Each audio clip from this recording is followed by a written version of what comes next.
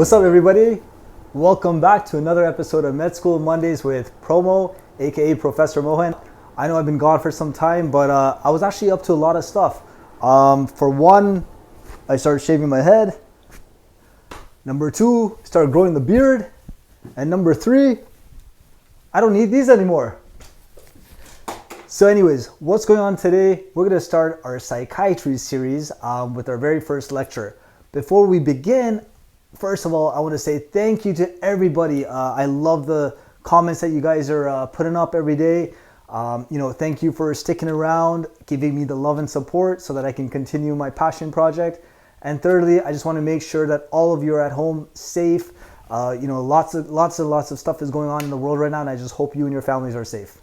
So let's get right to it. Psychiatry, guys, this is going to be a fun topic. We got a lot of videos for you over the next few weeks. I'm going to be doing something new. I'm going to be releasing videos twice a week this time, so that way you got a lecture on Mondays, and then you got this fun interactive video later in the week. So what's happening today? Today we're going to be talking about depressive disorders. So in psychiatry, the number one rule is when you're looking at disorders, you want to consider what is the mood of the patient? Is the mood depressed or is it elevated? You also want to start to consider things like the duration of symptoms. Is it for a day, a week, a couple weeks, a month, a couple of years? That's important too. It's going to help you with your diagnostic criteria. Thirdly, you want to make sure, other than the mood symptoms, are there any psychotic features? What are psychotic features, you may ask?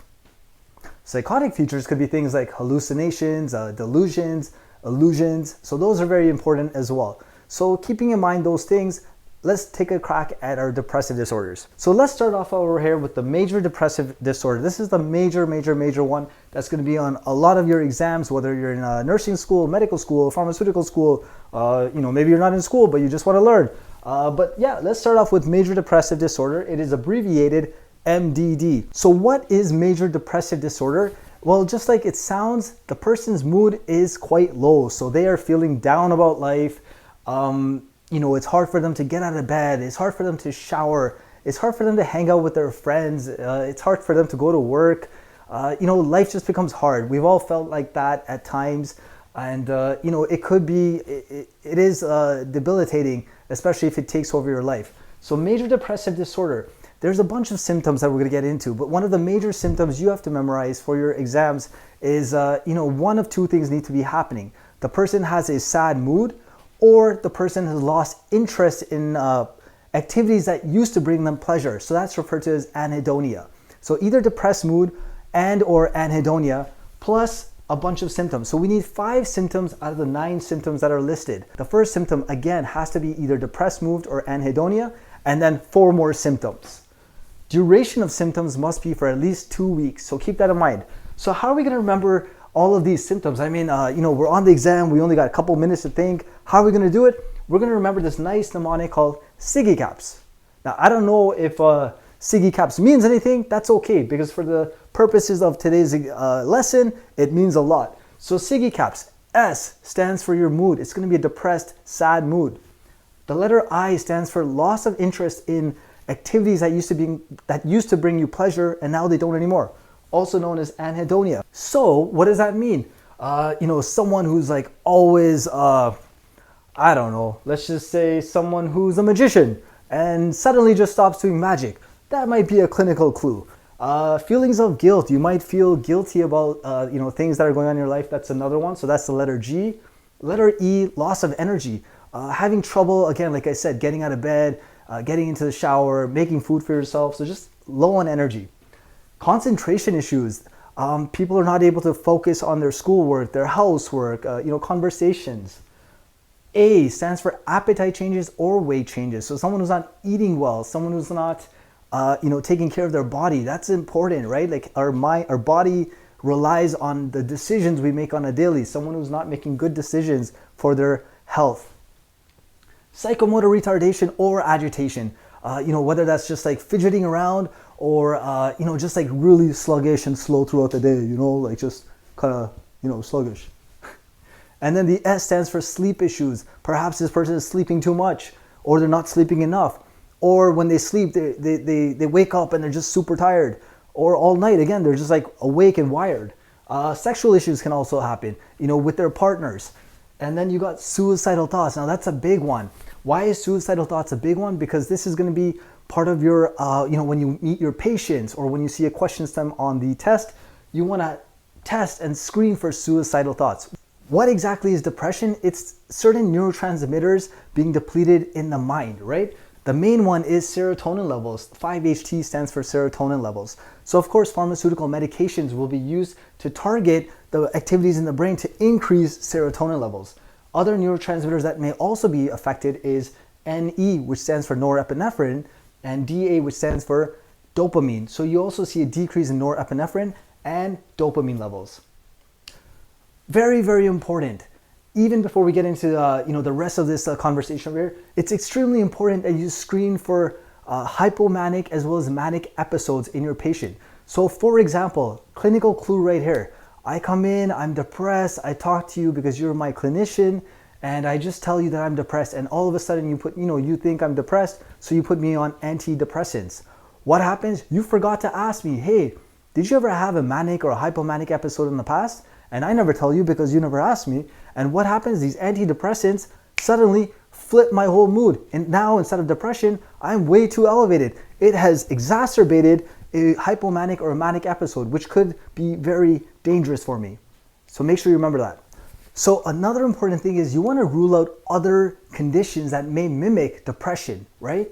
So we have over here medical conditions, certain pharmaceuticals, as well as alcohol and substance abuse.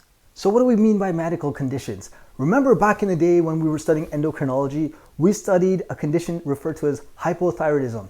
Hypothyroidism, a patient presents with low energy, loss of concentration, a depressed mood, sluggish in life, everything is slow. So you want to screen out hypothyroidism. How do you screen those patients? You get a thyroid stimulating hormone test, TSH.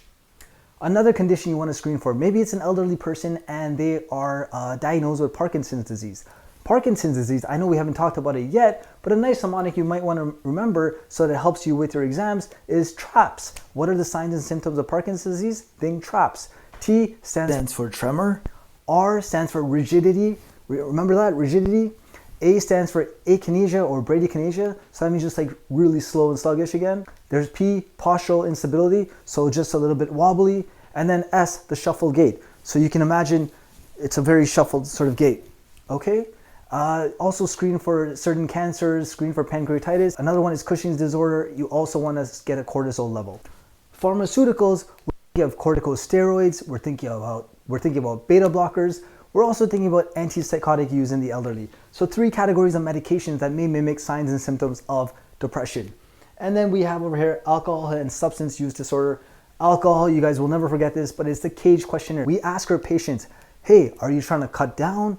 Do you get annoyed when other people point out that you may have a drinking issue? Do you have feelings of guilt? Letter G, are you feeling guilty about your drinking? And E, do you use it as an eye opener? When you wake up in the morning, that's the first thing you grab. Instead of grabbing a hot cup of coffee or a hot cup of tea, I've definitely had a lot of coffee today, but instead of doing that, what are you doing? You're grabbing yourself a 6-pack and you start to drink. I know I'm joking around, but this is a serious condition. So that definitely make sure you screen your patients with the CAGE questionnaire. So next, before you even prescribe any medications, before you suggest medications, you want to check with your patient if they had any, are they at risk for suicide? Because if they are, then you want to hospitalize your patient. How do you do that? You remember this mnemonic, SAD persons. S stands for the sex of the patient. Is it a male? Is it a female? Males tend to have a higher risk of suicide than females. Age. Are you working with a really young patient or really old patient? Because these are the 2 patient populations that have a higher risk. The letter D, depression. If they present with you with a depressed mood, depression, that's putting that person at a higher risk as well. The letter P, previous attempt. Has this person tried to commit suicide in the past? Good question to ask. E stands for ethanol, like alcohol. Does this person have a drinking issue? Is that a concern? R, rational thinking loss. Are they thinking rationally? Are the decisions they're making on a daily, does that make sense? S, social support system is lacking. No friends, they're not working, they're not going to school, they're not meeting people. Letter O, do they have an organized plan? Have they shared that with you? That's an important one as well. The letter N, no spouse, no children. Again, not having anyone to talk to. And then the letter S, are they sick? Are they medically ill? check their medical history. So check for that, and if the person seems like a high risk, you would suggest hospitalization of the patient. But now, let's consider the pharmaceutical medications. The pharmaceutical medications, your main first-line therapy is always going to be the SSRIs, selective serotonin reuptake inhibitors. You're also going to consider cognitive behavioral therapy for your patient, CBT. So that's your first-line treatment.